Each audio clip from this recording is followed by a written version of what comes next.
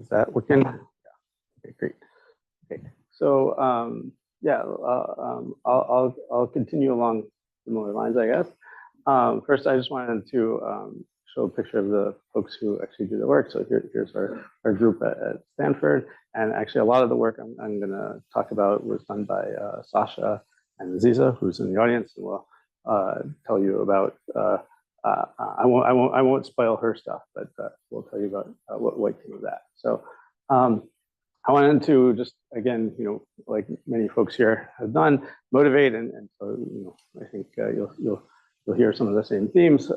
So I think why millimeter waves and why millimeter waves for a quantum, and I think one reason is just speed. Like if you can go faster, all else being equal, you'd like to. I think I think sensing is a really interesting area. I mean, one reason you might do it is because you want to engineer it to have some particular properties, but of course, nature just has things that operate at these frequencies, and if you want to be able to measure them, you need to go there. So I think we already heard a bunch of examples of this with dark matter and radio astronomy. Another one which we didn't really hear about, but I think is also interesting is just that in superconducting materials or just many body materials in general, right? You have particles or excitations, and they have some intrinsic frequency scale, and you can often measure them in transport, like in some effective way. But if you can actually detect things, produce signals, and detect them at those frequencies, you can actually just observe them directly. So I think that's a nice thing, and I'll mention a little bit more about that in a minute. Another thing which we've done in the past, I won't really talk about too much, but is electron spins. So if you sort of just say like, what if you put a spin in a magnetic field, what do you get? And if you Tesla is sort of a natural scale to think about, and that's exactly sort of 30 to 300 gigahertz is kind of the range of electron spins in sort of Tesla scale fields. And as we already heard some about this, and I would say the quantum limited amplifiers are sort of almost working, actually a lot more working than they were the last time I gave a talk like this. And I think we should be able to make single photon detectors, but I don't think anyone's really done it other than, unless you count R-qubit as a detector. But and I think another thing is just temperature resilience. So just here's a plot of thermal occupations as a function of temperature, and what you see is that actually if we actually run these, most of the people talking about running a big quantum computer actually are talking about running it not even at 20 millikelvin, maybe 50 or 100 millikelvin. And actually, there's a small but non-negligible amount of thermal photons there, even at a few gigahertz anyway. So it already is noticeable. And for on the other hand, if we could get out to 50 gigahertz or 100 gigahertz, you can already go up to significantly higher temperatures, and I'll show you things at around Kelvin or so. It seems possible. And I will also say, you don't actually, here I didn't actually write that you need even qubits necessarily at the higher frequencies, but you just need something actually, so because as John just showed, you can certainly cool things if they're high Q, but you need some cold bath to cool them too, or at least you'd like it. So and there's maybe some other things. Another thing is actually trying to do either hybrid quantum systems or transduction, and I think we heard from Ileana and Amir yesterday that if you want to do transduction, that it actually scales quite favorably with frequency. And so that's one reason. What Aziza will probably tell you about is some experiments on actually using millimeter waves to transduce between superconductors and Rydberg atoms. And I think I don't know that we chose it even for particularly good reasons, but I think that was one of the things that made it work, was that we were sort of able to do things in the millimeter wave, and that allowed things to be quantum at sort of gentler temperatures and less extreme Rydberg states. Again, I think they mentioned the spins already. So another thing I wanted to mention, and I don't think I've doing a great job of this, but maybe we'll get maybe we can workshop this together, you know. But like, if you take like a typical superconducting qubit, right? So here's sort of a hierarchy of energy scales, right? So you've got your superconducting gap, which is aluminum, which is, you know, it's 1.2 Kelvin. It's about 80 gigahertz is the Cooper pair breaking temperature, you know, with the 2 and a 1.76 in there someplace. The plasma frequency actually is about the same, give or take factor of 2. Then you've got now we go down sort of in order of magnitude, and we get our qubit frequency, which is 5 gigahertz. Although we could go a little higher, of course. We've got then we go down another order of magnitude or so to get to our anharmonicity. Then we go down, you know, yet another order of magnitude to kind of get to our qubit coupling, and then we go even a little slower still, probably for readout. And thankfully, you know, our coherences are pretty good, so our decoherence is you know 1,000 times smaller than that, hopefully, on a good day.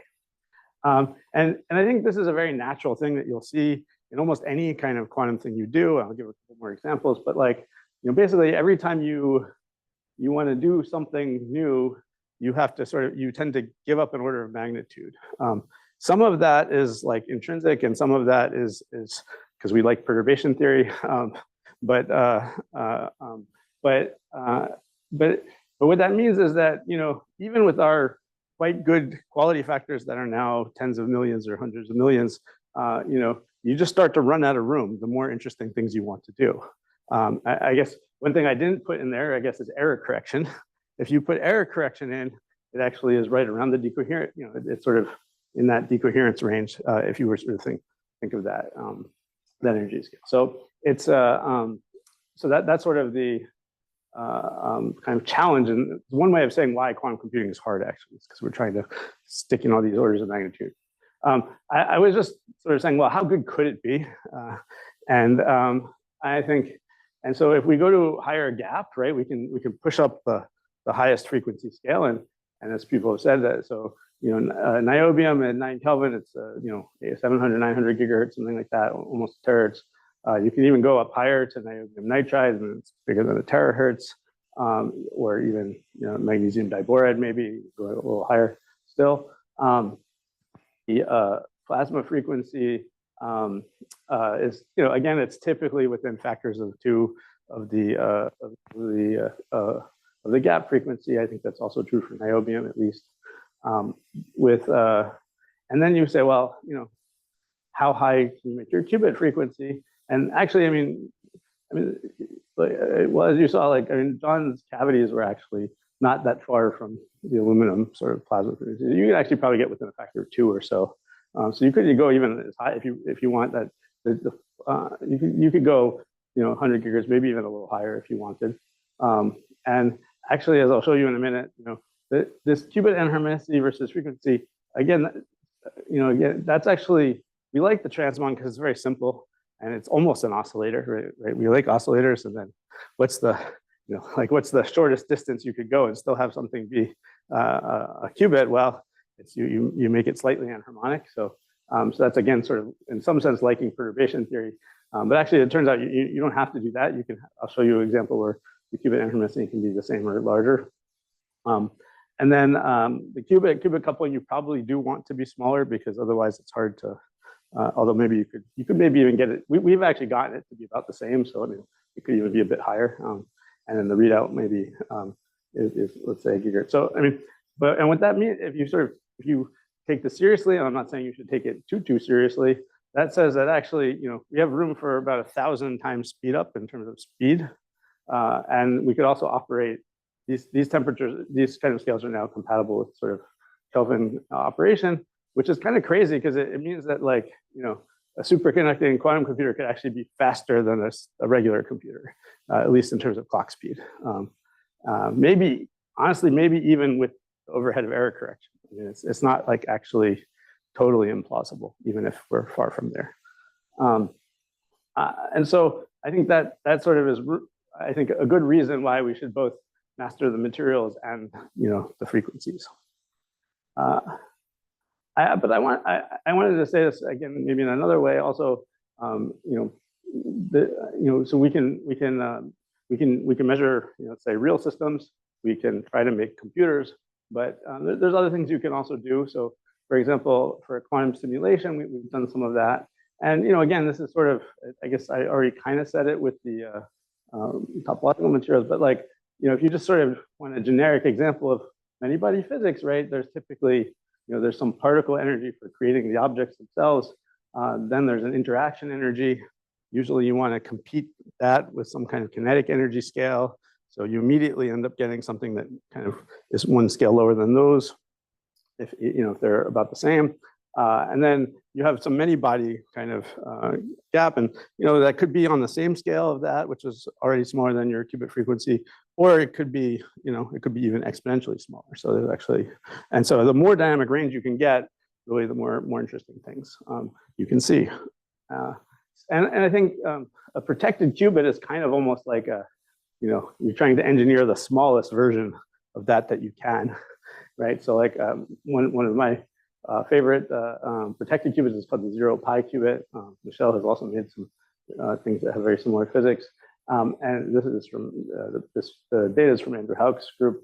But the idea there, it's sort of it's without getting into it, basically if you can get, instead of having pairs, Cooper pairs tunnels, if you can have a pair of pairs tunnel, correlated tunneling, you can kind of suppress the kind of, like most losses are kind of single excitation losses. And if you can sort of make everything go in pairs, you can kind of suppress that exponentially, potentially.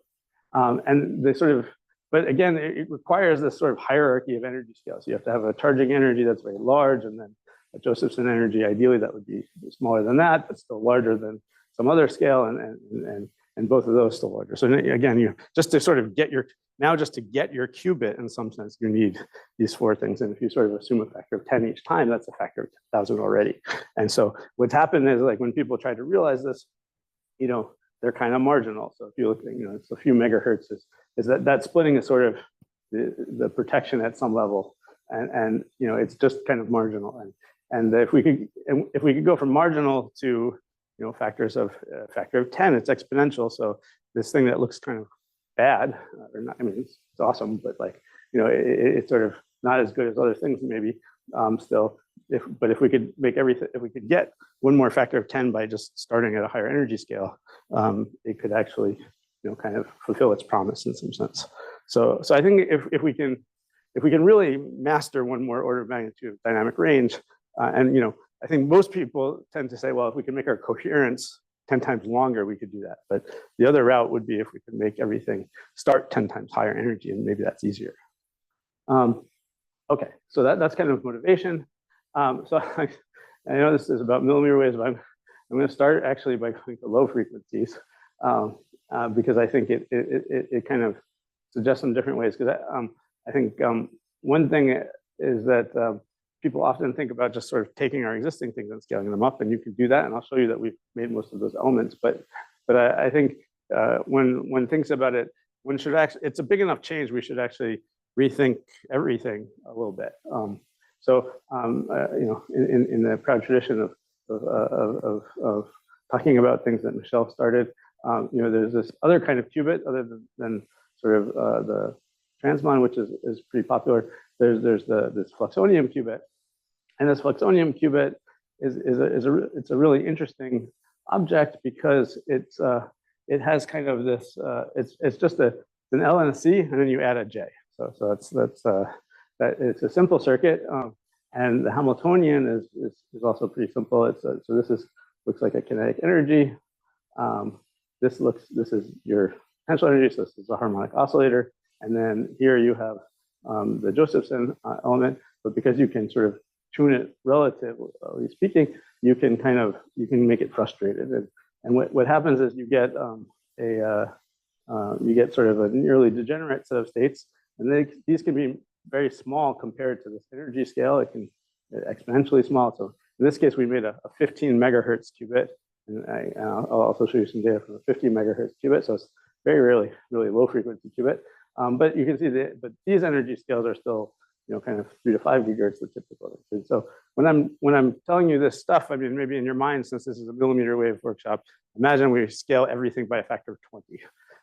So then this would be, this would be sort of hundreds of megahertz or gigahertz. This would be tens of gigahertz or 100 gigahertz, something like that. So that's kind of I'm thinking about this. And the thing is that we, like I said, we actually only need we don't necessarily need everything to be 100 gigahertz, but we need some things to be 100 gigahertz. So if we could sort of make this energy scale 100 gigahertz, we could use this scale to cool this scale, for example, which is very similar to what John was just talking about, except it's all kind of, or it's like and what we'll hear about sort of in the next session where we're talking about atoms, right? So, yeah. And so you can do this in a couple ways. So one option is you can do something kind of like laser cooling. This is like our energy level. This kind of looks like an atom almost, right? You got your sort of 2 low frequency things and some higher frequency things. And in our case, it's not maybe exactly set up right, but with two photons, you can kind of get it to go. And this will cool it, and you basically can optically pump it. And it turns out, for various matrix element reasons, it's easier to cool into the excited state than the ground state. So we did that, and then you can just flip it if you want. And then so you can, and then we can measure it by fluorescence if we want, essentially. And this was older. So you can do a Rabi oscillation, but because it's 50-50, you only see 50% contrast. If you do this sort of laser cooling, you can get it all the way cold, and you can then you can flip it and show that it's really all the way reset to G, and you can get very low temperatures. I don't know that the I'm not sure if you should use temperature since it's really a population, but it's fun to quote small numbers for us, not for atoms. But and then we've been getting better at our readout now, so you can also just measure if you just measure it and then say, well, I don't like the state I'm in, I could reset it, and you can do that too. And you get actually about similar-ish performance there. Although again, we're very excited about I think all that's been learned in the readout, and I think if we can go to higher frequencies in that, we hope to be able to sort of apply what the ideas that Michelle has told us about earlier, and we think we can get that from a few percent to 10⁻3. One thing that also I think has helped us is so this used to be what it took to measure a qubit, and now it's just one board. And actually, I should update this picture because we have a fancier looking box now. But so in the microwaves, this is like it's great because you can just directly synthesize everything. But but it's also enabling in the millimeter wave, because now whereas before like 100 megahertz was sort of an okay amount that we could use to manipulate things at a few gigahertz, but if we want to go up to 50 gigahertz, 100 gigahertz, we would really now this 10 gigasample per second, which is almost excessive at the frequencies we're currently using, is sort of actually a good amount of bandwidth, but not for an IF frequency. So we'll start to use that as our IF. Anyway, but one thing that's neat is that even though these, I don't want to make this into a flux. I don't even talk about the qubits were very low frequency, so they were like 50 megahertz, but our gates were actually not particularly slower than, say, the 5 gigahertz typical gates. And the idea there was that we kind of operated in the lab frame essentially, and so we were able to get high fidelity gates. These are some of the best gates that people have gotten in any superconducting qubit, but and we did it very fast. So actually, like in terms of the qubit frequency, our 2 qubit gates were about 3 Larmor periods. So and we could have probably gone faster. It's just that then you have to like deal with various carrier envelope things and stuff like that. If you just imagine kind of scaling all this up, by a factor of 20, you get to again gate speeds of like order gigahertz, and harmonicities that would be very large. So I think there's a lot of room actually there. So that's I think one motivation. But okay, that's what this is all actually still motivation. in order to do this, we actually have to build the thing, and there's a lot to do. And I think I'll show you that we have some version of everything we need.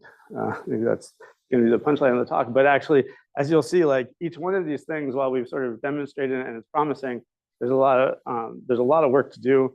And already in the talks that I've heard, I think there's a lot of knowledge that exists in this room, but that we could really share. Some of which certainly I would be eager to learn. And I think if any of this is interesting to you, I'm happy to share how we're doing things. So the first thing is actually, and John showed some examples at 40 gigahertz, but like, if you want to go to 100 gigahertz, how do you do that? And, for example, Peter has a lot of experience in this area. We kind of, I don't know, winged it, I guess, and it kind of worked, but we clearly have a lot to learn. And so as you can, because of radio astronomy, you can buy, all of these components in some sense do exist. And and then although one thing is like, naively you're like, oh, like it's great, you can buy a mixer and you can buy a up converter and you can buy these things. And the fact that you can buy them and they work was one of the things that gave us confidence to even try any of this a while back.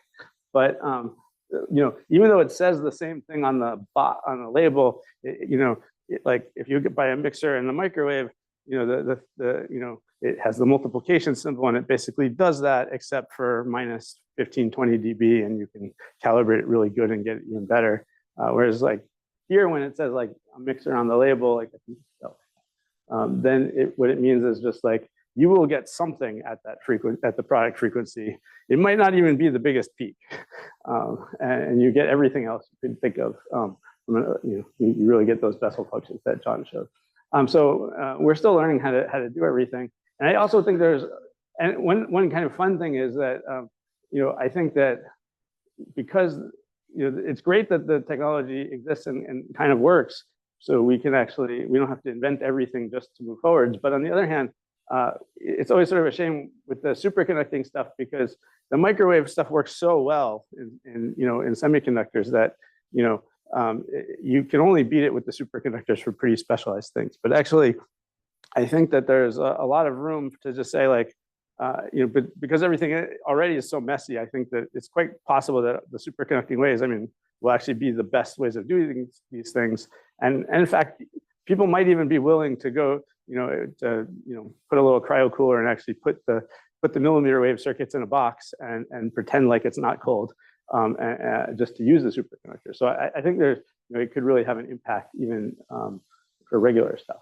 Okay, so anyway, we have these components, and I would really like to talk to people about how we could do these things better. One thing, and you heard a little bit about it in both Peter and Emilio's talks, but is we've spent a lot of time, how do we get from these waveguides onto one of our chips?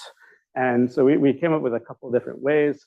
One way was we just stuck a bunch of staple resonators across the waveguide like that. We've also now done this, which I think works a little better, although there's a lot of tricks we're currently not applying. We're still using relatively thin but kind of standard substrates so that we get some modes there and things like that. You can see it's pretty good, but it's not perfect there. But we can start to put little resonators in there.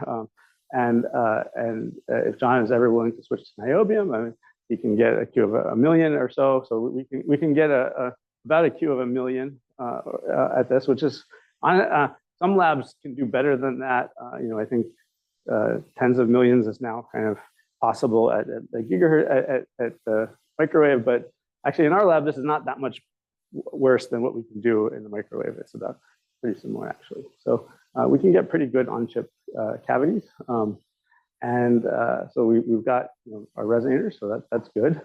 So when Aziza goes, it's 10 micron scale bar there, so it's pretty small. It's about it's like maybe 50, or I guess it's 100 by 100 still, but it's sort of luxuriously spaced.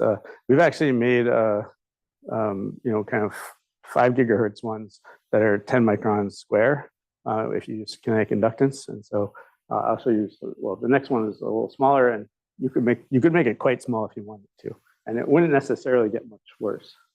You can also make 3D cavities, and Aziza spent a bunch of time making them in all different types of ways. We have this big bin of the stuff, and I'm sure she's got even more creative things planned for her own lab now that she's starting her own group. But when she was with us, she was able to get Qs of about 30 million or so in these things. And the way you make this, actually, it's kind of an awkward regime, actually, because it's like really on the small side for machining, but a little bit big for lithography, although you could use either, I guess, which is nice. And so she came up with this extremely clever technique of just drilling 2 holes in a block of niobium, and at the intersection you get a mode. And so that worked quite well. So you can do it. And just a fun fact is that, like, you know, these 3D millimeter wave cavities are actually smaller than our typical 2D qubits. And you know, that kind of says that if you wanted to, you know, assuming we could get it as good, we can also we can make things smaller. Which, again, if for some things maybe it doesn't matter, but for other things, like, you know, if you wanted to have a lot of memory, use oscillators as memory, that could be good. You know, maybe we can even, you know, use these to get into a nanomechanical memory or something like that. Huh? I'm just saying, so this is like, those are literally about a millimeter in size, the actual holes. And so if you said, like, how many 3D cavities at 100 gigahertz could we fit on a typical, like, in a plane? I mean, it's more than we currently fit, you know, transmon qubits, which isn't, I mean, that's not a fair comparison. I mean, so there's actually, I would say there's 2 sizes for there's 2 natural length scales for a superconducting qubit. One length scale is about a micron, which is basically the size of a junction that gets you a qubit with the plasma frequency. So you, as John said, if you have a junction, no matter what size you make it, it's the plasma frequency. So if you design your qubit to be to have the plasma frequency of your junction of the junction itself, and you want an anharmony of a few percent, tends to, well, at least at microwaves, it's about a micron square. It might be a little smaller at 100 gigahertz. But and then so you can make superconducting qubits. You know, kind of, it's not hard to make them down to a micron, and I think, you know, for some of the stuff that Amir and I are thinking about, that you're really pushed to make them as small as possible. So you land there. For on the other side, you might want to make it as big as possible to dilute various 2-level losses or just surface losses, and that's sort of the scale of like a wavelength, or maybe a little less than a wavelength. So so on the big end, you get the wavelength, which is in this case, you know, still pretty small. Yeah. So here's another flavor of resonator that's sort of a little staple resonator. So you basically, it's a little tuning fork, electrical version of a tuning fork, and you can put a little antenna on it, and then that's about how big it is. These were a little bit worse, but I think that's not so much because of anything about the resonator, but just because we were using a less well-developed deposition. This one is actually made of niobium nitride with ALD, which we, you know, got pretty good results out of, but now Charlotte and Michelle are getting, you know, significantly better results. So I think, in principle, these could also be just as good, but they're kind of interesting because, as Peter mentioned, the kinetic inductance also has a nonlinearity associated with it, and so if you just drive this with frequency, you see some of the physics that Peter talked about. And so, and one thing I wanted to mention again is that if you measure sort of, you know, how should this, you know, kind of nonlinearity scale with frequency, it actually scales like the frequency squared. It's actually kind of for the same reasons as what John was talking about fundamentally, but it's and so you get and so if you want to use these things as amplifiers, you know, and again, I'd like to maybe still understand better how I should be comparing these kinetic inductance materials with the junctions. But I think you know, it's getting relatively better at these higher frequencies. And so this wasn't really designed for making a pairing up properly, but we just decided to try it. And So if you can see that it's not designed to make a paramp because your transmission starts out going down instead of up. But if you pump it hard enough, first it kind of it narrows and moves, but eventually you actually get gain. So and you can get a lot of gain. It's not very optimized, but it kind of shows that the principle works. And of course, Peter showed that it can work much better when you actually design it properly. So we have kind of I would say at least we certainly have the physics of amplification, and we're and trying to get the actual all the couplings and performance to be good. Okay, so that's great. We can do cavities of linear objects and weakly nonlinear objects, but you'd really like to have something really strong nonlinearity to make qubits or some of the other devices. And so and a limitation there is just fundamentally, as John mentioned, right? Like if you want to go to 100 gigahertz, you just can't with aluminum. But even if you could, like it's really starting to limit you there. And so you really need to go to something. And if you want to stick with simple things, then it's probably going to be niobium or some alloy of niobium. And the thing is that actually people have been doing this for a long time. So these are some of the first earlier superconducting qubits or like this. And the problem was that they just the times were just not very good. And I would say there are probably a lot of reasons that times weren't good. I mean, amongst other things, just I think as a field, we just didn't know what we were doing yet.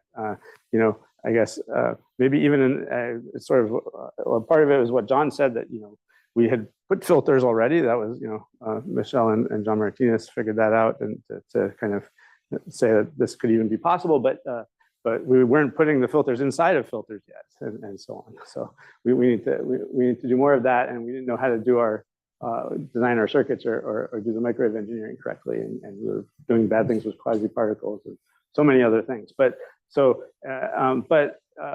it may have also been that the way that they made them, there tended to be kind of dirty stuff around. And so at some point we just said, well, we should just try it again, but just try to be really clean. Like we didn't really do anything very different. We made some small changes that at least for us were important, but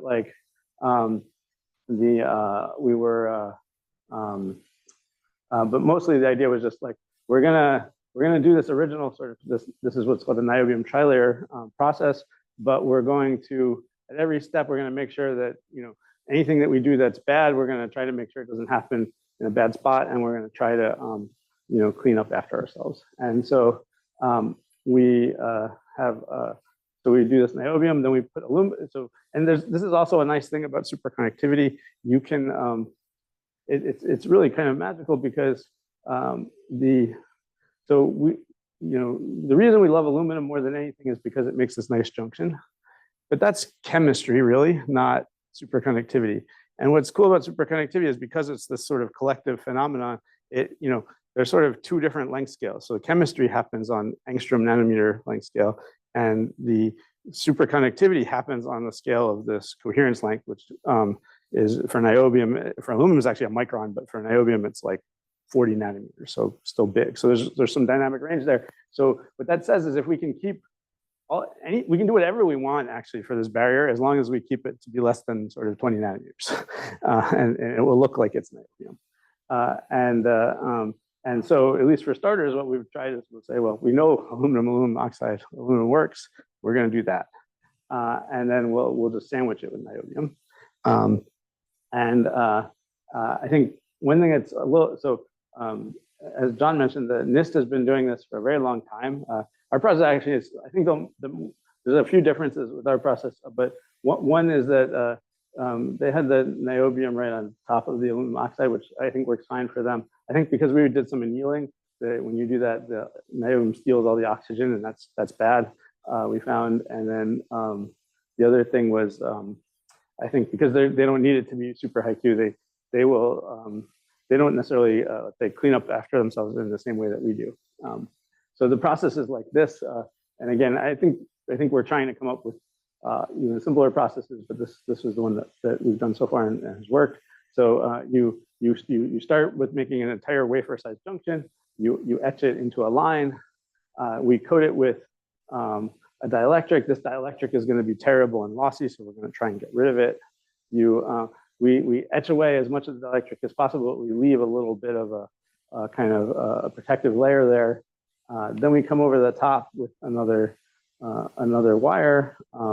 We then etch down to define this, and so now it's self-aligned, so it's really defined just by the width of those two wires, which is done by lithography.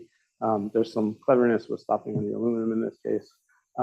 Then we get rid of the dielectric, and we're left ideally with a junction that has an air bridge and no other stuff. And so this is what an SEM looks like there, and it works pretty well. The red is false colored. You can't really see, you can kind of almost see the junction there, but it's really tiny. You can even from this picture, you can see that there's a lot of room to improve with there's a lot of goof here. And if you actually, I didn't include it in this talk, but if you're looking at TEM, you can actually see there's still a little bit of silicon that lights up and stuff. So I think that we can do better than this. I think this is just a sort of an existence proof, but it works pretty well. It looks like niobium, so that thing I said about the superconductivity being separate really seems true. And we can actually make a qubit out of it. It just looks pretty similar to a standard qubit. The junction's over there. It's actually an okay T1. It's about, this is like, maybe I would say, well, this is like, I think this would have been the worst chip, the worst qubit on Google's chip that did error correction, but I think it would not have invalidated the chip. There might be one that's that bad, I'm not sure. But it's certainly within factor 2 of being able to do error correction with it. And the T2 is okay too. So this, again, I think we can do better on all these things, but I think this just says that it's not crazy. We were comparing, it's also kind of led us in an interesting direction to compare to, oh, that was, this was a 20 millikelvin. I have some, give me one slide, I'll show you higher temperatures. So it's much better than the old ones, sort of the blue ones.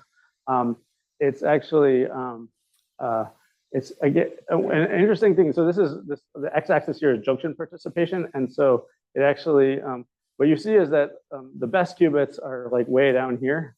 I mean, there's obviously way more aluminum qubits I could have put, but so this is like some of Andrew Houck's tantalum qubits, but still aluminum junctions. And you can see actually that it doesn't tell you very much. It's a great qubit, but it actually tells you very little about how good the junction is.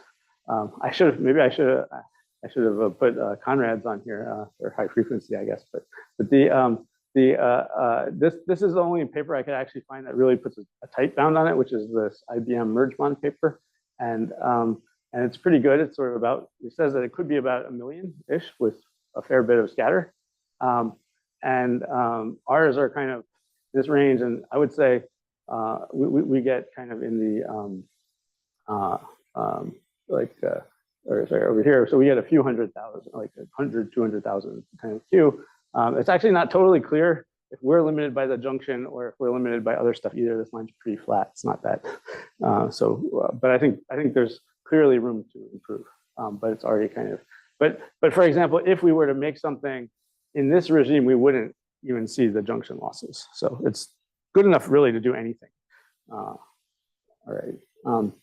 You were asking about temperature. So here's the kind of Q versus temperature, and you can see that it mildly goes down, and that's sort of what you would just expect if you're coupled to a hot bath. Sort of, it should go down kind of linearly-ish. But the aluminum one, it does the same thing, but then once you start to get any quasi-particles, it abruptly goes down exponentially. This can help mitigate that. And actually, I should say, being able to operate even at 100 millikelvin or 200 millikelvin, even in this range, is actually already quite useful. It means you need, because not only do you have to cool everything and you have the cooling power stuff there, but you have to drive much harder. So like because of the Bose-Einstein distribution, like you actually have to drive like 1,000 times harder at 10 millikelvin than at 100 millikelvin at a few gigahertz. So it's actually it's less power for driving things. Okay, so then once you have this in principle, you should be able to keep going up. So that's what we did, and so we made qubits at 20 gigahertz, and that we're operating.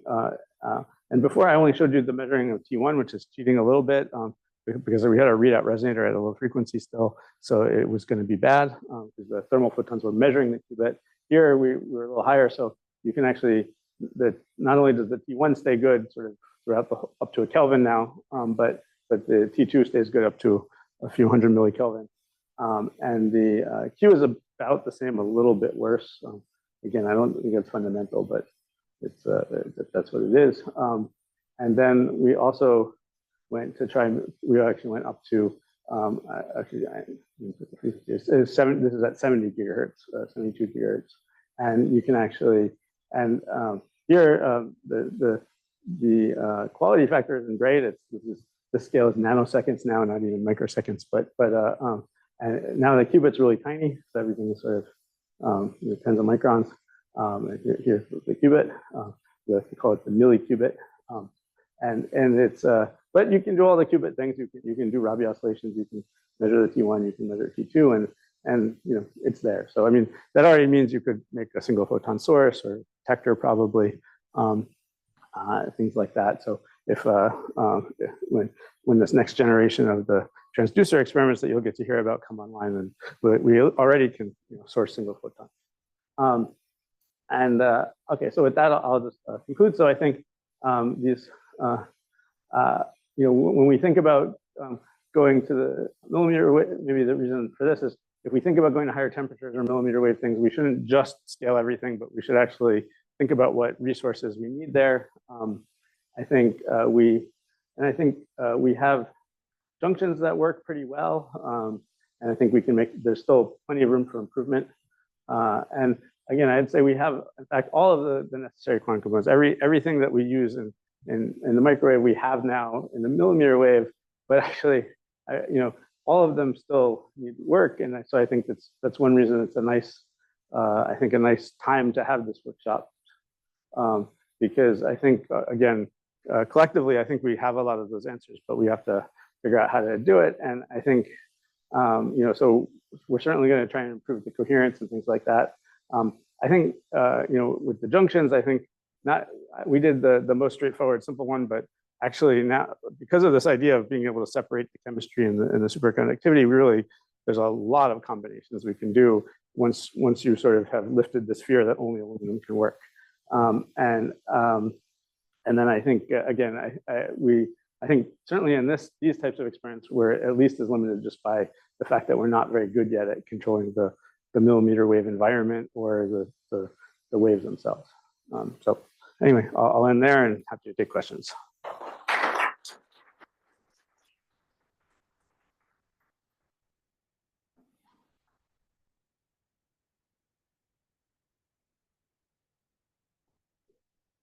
What's your opinion on TLS at higher and higher frequencies? And would there be limits that are prohibitive at higher frequencies versus lower? Yeah, I think Amir probably has stronger, more well-informed opinions on that. But I think that I'd say the first order, it shouldn't be worse. There's maybe even some reasons to think it could be better in fairly subtle ways, maybe. But I think, yeah. But I would say we don't really know. I mean, I guess one thing, the surface area to volume is sort of worse, so that's unfavorable. But my understanding, which is mostly coming from Amir, so he should speak up when I'm misinterpreting, but is that the sort of the distribution of TLS in terms of in terms of energy and coupling and stuff is sort of doesn't really care about the frequency too much, so that it's sort of, let's say, a few gigahertz. It's a few per gigahertz per micron cubed, or per micron, well, per micron squared in a junction, which is some volume. And it's And so, whether it's at a higher frequency or a lower frequency. So it's not, but yeah, so it's not necessarily that much worse. But the low frequency ones, if we go to higher temperatures, should be kind of more saturated. So that could again be good or bad, I suppose. So I think it's a good question. I think it's a question also just that we have to answer as a field.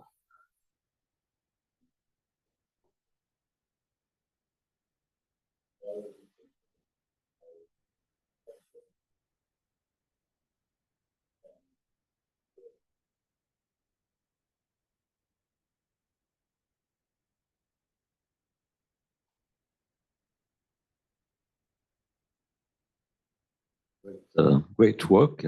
And what do you propose for the readout strategy at these qubits at 100 gigahertz? Where would you place the readout frequency?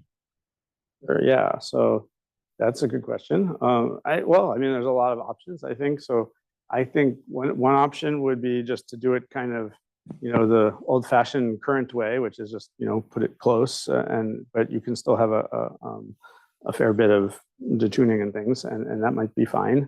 Again, it is faster in some sense, so maybe, although you care about the relative speed. So that's one option.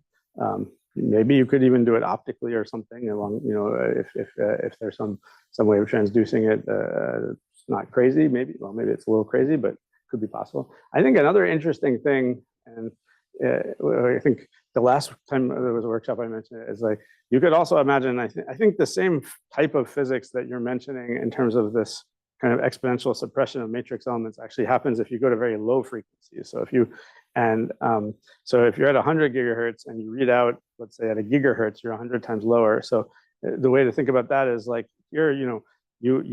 one photon if one photon is 10 levels, that gives you an exponential suppression because one thing has one wiggle and the other thing has 10 wiggles. But if you put something at a gigahertz and the thing is the first transition is at 100 gigahertz, let's say, then it's actually you need now a 100 photon process in order to actually, or let's say, yeah, whatever, a 100 photon process in order to do that, and that's also exponentially suppressed. I think maybe we both agree that in the current regime, going to high frequency is good because there's a lot of actually technical benefits to going to the high frequency. It gives you more room to more bandwidth to multiplex things. It's kind of it's not going to end up being at some frequency that you care about, things like that. But I think you could potentially, but now at 100 gigahertz, you have then there's a lot more room below. So maybe it's more, and you can still upconvert it to using the same kinds of multiplexing, like pattern division multiplexing or something. You could convert it onto a smaller number of lines. So I think that could be another way of doing it. So.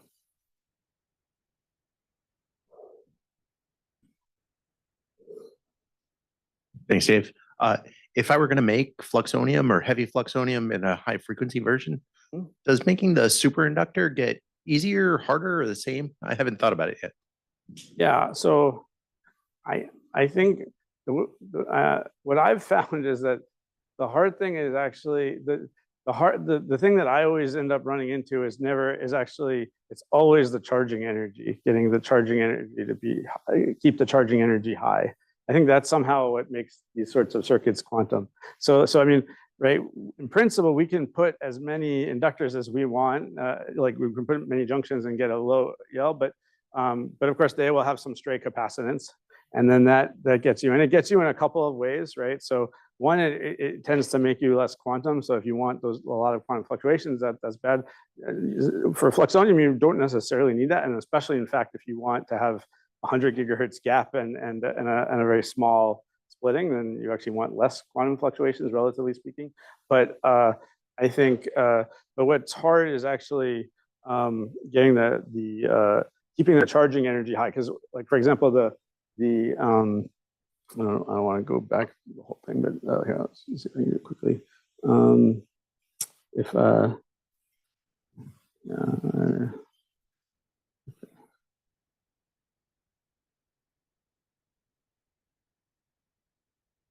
but like, so, right, like if you want this energy scale to be big, this is like square root. This is also kind of like actually the ceiling is the plasma frequency. That's the best you can do. And so, so you would want that to be, if you want that to be 100 gigahertz or something like that, you actually don't have a ton of room. So like actually it's the junction has to be at least 10% of your total capacitance. And so if you, so then I think you would, if you could, you probably would like it to have the lowest inductance energy you could, because that's what sets the scale for dephasing. Basically, is the EL. So you would like that to be as small as possible. I mean, for a flux, depending on what regime of fluxonium you want, it's not critical that it's small. You can also make it bigger, and that also helps get more tunneling if you want it. So there's actually it's a kind of a complicated trade space, and it also affects the readout. But I would say the hard thing is that, and I think in some sense it gets harder as you go to high frequencies. You would like, you just want as low of a stray capacitance as possible. And so if you make it smaller, you will have, it kind of scales, but there's sort of less spare to throw around. I think that would be the challenge.